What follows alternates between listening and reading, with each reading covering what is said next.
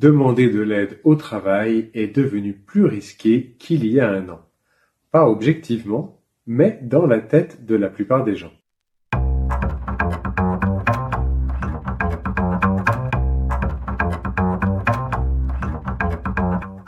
Moi, c'est François Blais, ingénieur humaniste, diplômé de l'IG2I de l'École centrale de Lille et coach professionnel.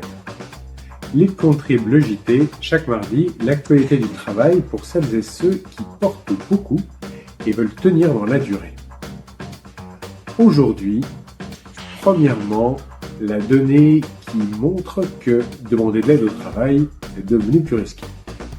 Deuxièmement, ce que le cerveau fait en silence quand la charge dure trop longtemps. Premier sujet.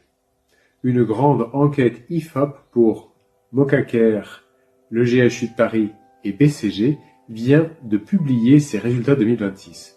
Désormais, 32% des salariés considèrent les troubles psychiques comme un signe de faiblesse.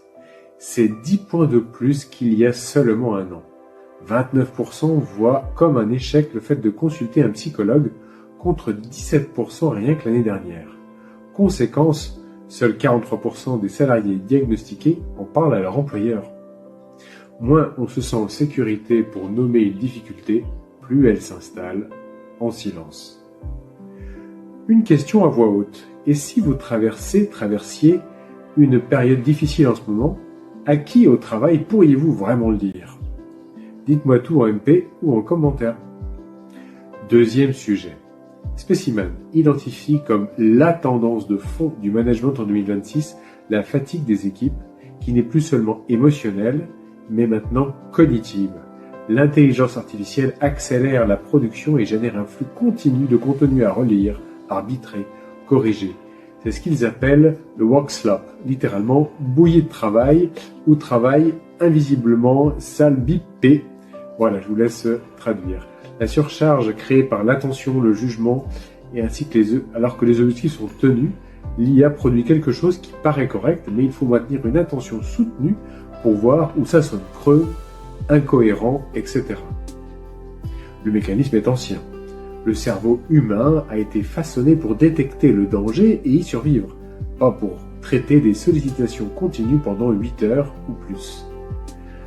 Sous charge prolongée, il repasse en mode survie, réactif, hyper vigilant, économe en énergie créative, exactement le mode dans lequel c'est plus difficile de demander de l'aide, au moment où on en aurait le plus besoin. C'est précisément ce que le quiz Lead Contrib que j'ai concocté pour vous aide à repérer. Quel automatisme de survie tourne encore chez vous alors que le danger réel est passé ? Le lien est en description. Une question à voix haute. Dans votre semaine, quels sont les vrais créneaux où votre cerveau peut vraiment ralentir ? Faire ralentir son cerveau pour se faire du bien, se reposer, ça vous dirait qu'on voit comment faire ? Dites-le moi en commentaire et ça sera l'occasion d'un prochain épisode. Pour récapituler, une stigmatisation qui repart à la hausse, un cerveau qui repasse en mode survie sans vous prévenir.